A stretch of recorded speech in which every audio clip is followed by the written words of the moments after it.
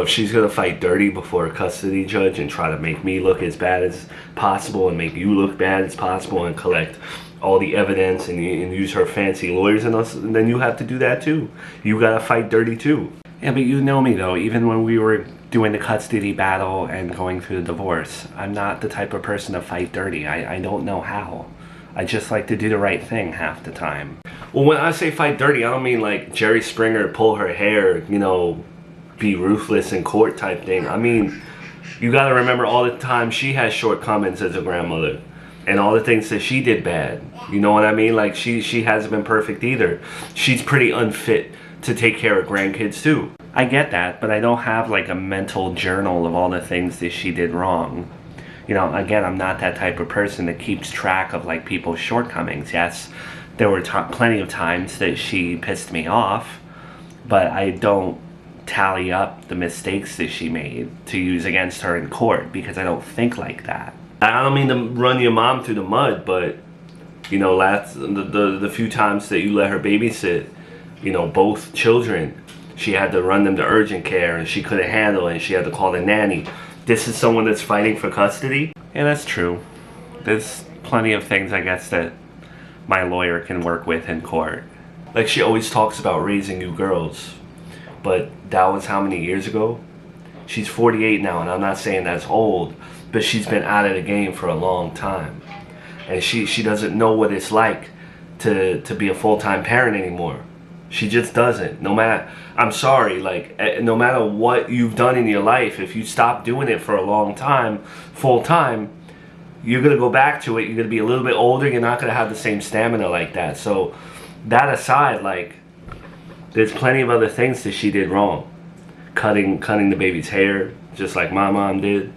And let's not forget, she has, what's the term? Sticky fingers? Or like she stole the bracelet. That can be used against her. I have video evidence of that. Yeah, stealing the bracelet. I know she did the thing with the engagement ring. The nanny cams. There's a plethora of things that make her look pretty bad too. You just, again, it's not fighting dirty. It's just bringing the evidence to the court and telling this judge she's crazy. And you know, what did your lawyer say? Like, what direction are we going here? Nothing crazy, just the obvious things that, yes, she has alimony coming in, but she doesn't have she doesn't make a living. She lives off of that, so she can't financially support these children.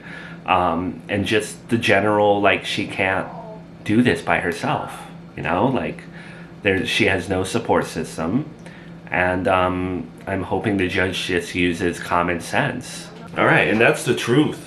She's doing this out of spite, and her merits in taking the grandchildren are not authentic. They don't come from a genuine place, and she's unfit to raise these kids by herself. Yeah, the lawyer did mention that he wants to like add the little twist on it that she's doing this all out of spite.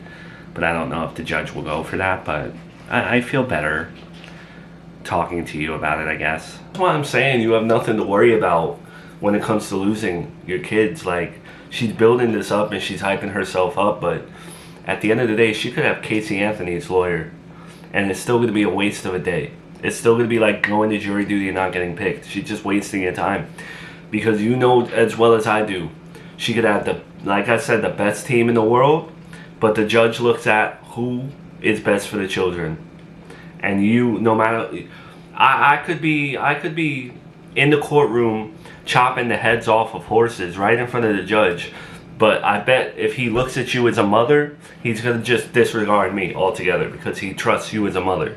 I don't know, I don't think of myself as that good of a mother to like stand on my own 2 feet in the courtroom, and I know my flaws as a mom, and I feel like everyone else can see them. You are that good of a mother, and you don't need to bring a list of evidence to show off in court. You can just tell you have that aura. So just have a little faith in yourself, and in the meantime, we build up our own list of things that she's done wrong in the past.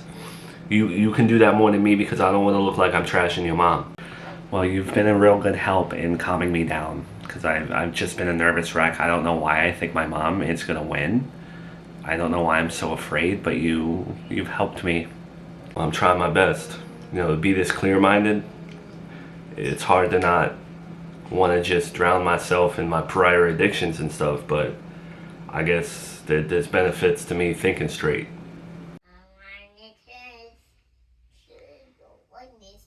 Wow, Mom, I love what you've done with your hair. What's the occasion? Oh, well, thank you. I know you can't tell in this lighting, but there's still some gray streaks in there. I just wanted to darken it up a little bit for the hearing, make myself look presentable. Well, it looks really nice. But you also did look presentable before. You pulled off the gray. Well, yes, I did love my gray hair. I had nothing against it, but I don't know if this is silly. Now that I see Junior more, I kind of want him to remember me and know me a little bit with some color in my hair. And I also don't think that it'll hurt to show up for the hearing looking a little energetic, I guess. You know, being in Junior's life has really changed you, I think. You're really testifying on Miranda's side? Yes, I am testifying on her behalf.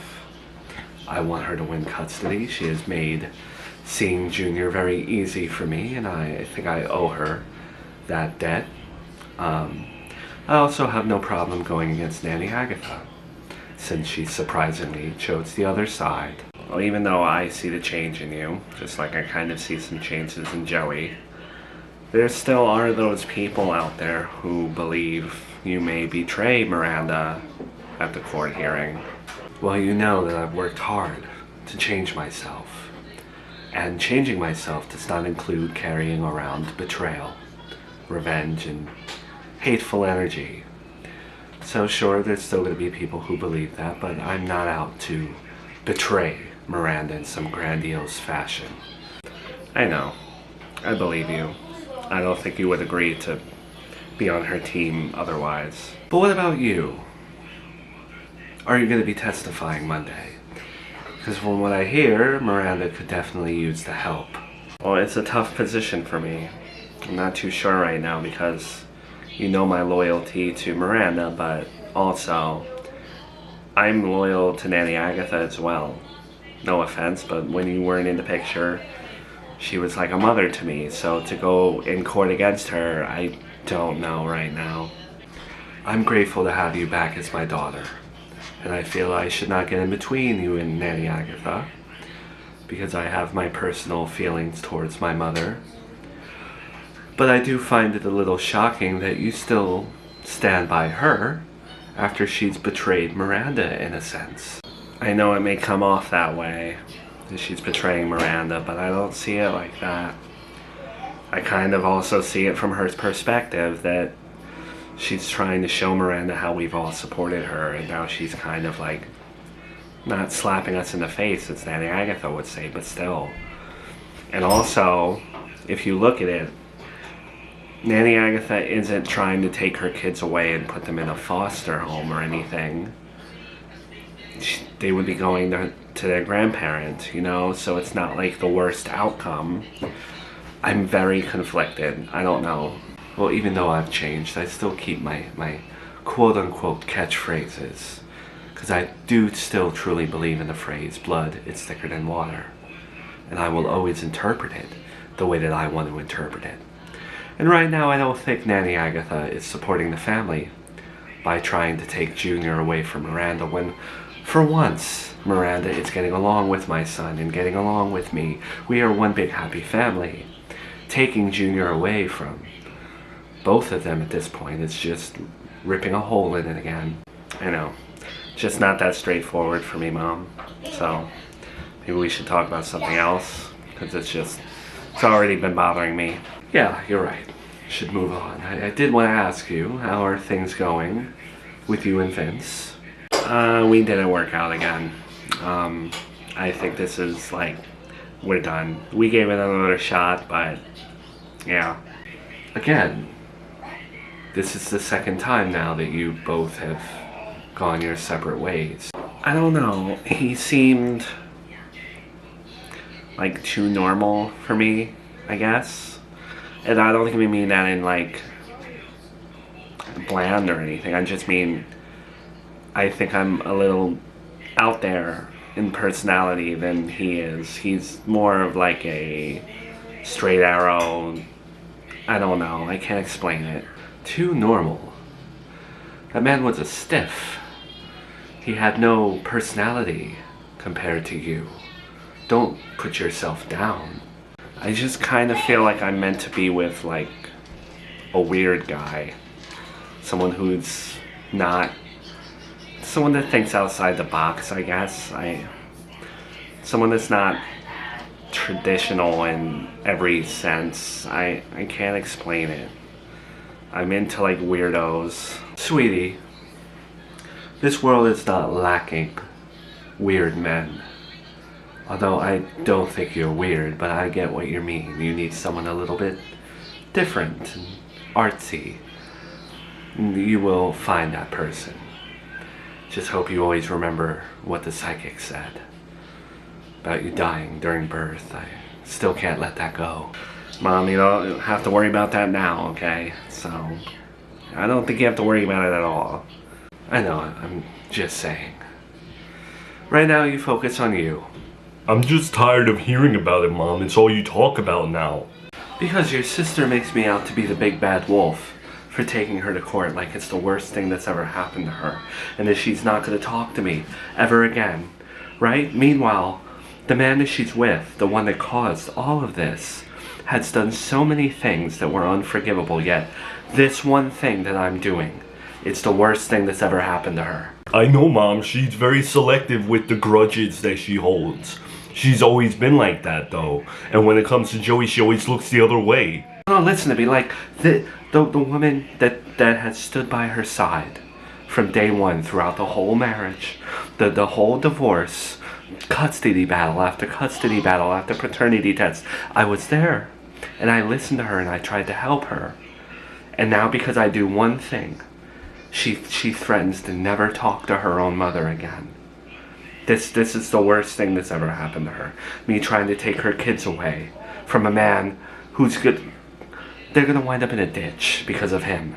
Well, her amnesia may be gone, but she still selects what she wants to remember. That's the way I see it. There's just no one to talk to about it, you know? If I talk to my sister, she'll tell me, go get therapy, you know? Go see like a specialist. Therapists tell me I need a higher level of care, and they're dismissive with everything, and the therapy don't work for me. Then I talk to my mom, and she just don't believe in sadness.